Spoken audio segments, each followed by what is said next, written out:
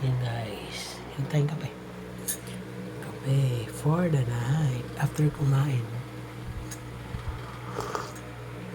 Okay. Tapos na ako kasi mag-dinner, then inom na ako ng gamot ko.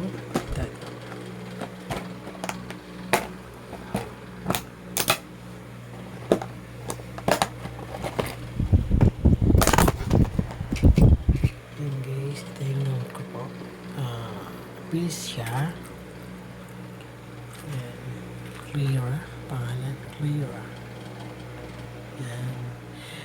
20 days ko siya inumin para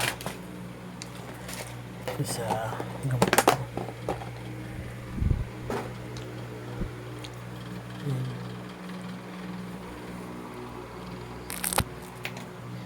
Yan. Yan tayo kape. Guys,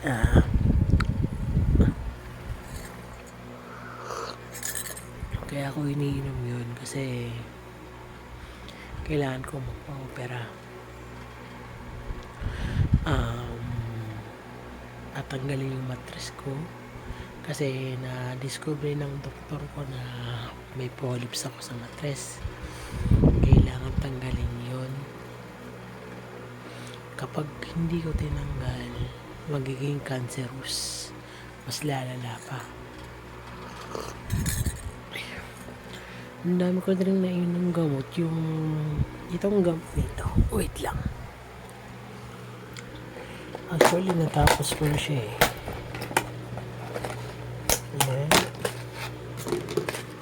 Yan, kataubos lang nito, ferrous sulfate. Yan, ferrous sulfate. Then meron akong antibiotic para sa UTI. And meron dito ito pampapat yata ng dugo ito eh, sa regla. Actually guys, ganito yun ang kwento yan. Kaya ako hindi, kasi dati after a long years, way back na siguro 20 nagsimula yun October 2017, nagparaspa ako kasi nga kaya ako nagparaspa gawa ng hindi tumitigil yung regla ko, yung dugo ko panunugo kasi sobrang dami lumalabas sa aking dugo. Para bang yung bang buo-buo na talagang sobra. Walang tigil talaga. Hindi ako natitigilan ng dugo. Then after raspa, then after na raspa ko, nawala naman siya. After 3 months, bumalik na naman.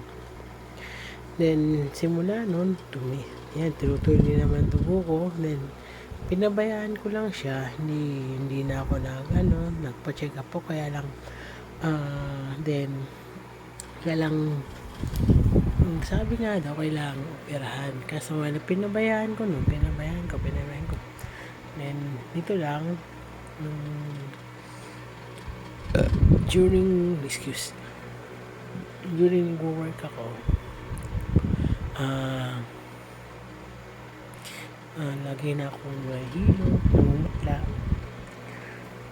Parang lang. Kasi pag meron ako, sobrang sakit talaga ng puson ko. Sobra talaga. Nangihina talaga ako. Hindi ako makakilos.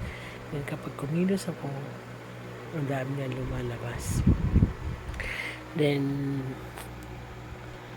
ngayong 2024, nagpa-check up ako.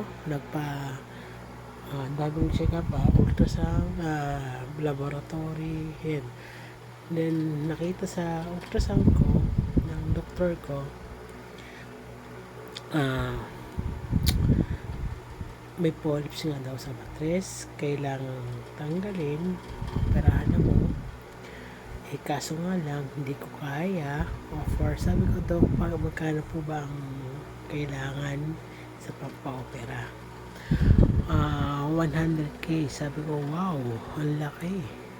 Hindi ko kaya yun. Then, sabi ko, Dok, ba, siguro pipili lang ako sa mga public hospital. Yung libre lang siya sa mga government hospital. Kaso nga lang, ang binigay lang muna sa akin ay mga gamot for that 2 months. By January, and pipili ako doon sa hospital na yon para magpo-operate sa operation. Ngayon, may ano naman doon, makakaltas, tutulong gobyerno, pero konti, may babayaran kami. Siguro mga gamot or ganon. Ngayon, kasi doon sa hingan ko ng tulong, after 3 months pa makakahingi ng tulong dito sa Lucena, Quezon Province. Ngayon, nanghihingi ako ng tulong kung meron man dyan. And ayoko na patagal ito. Siguro mga by January, magpapa rin ako. Minsan nga, natatakot pa nga magpa-opera eh. Takot ako magpa-opera talaga. Lumakas lang ang loob ko nung sabi nga sa akin ng mga family ko na wala yan, saglit lang naman magpa-opera.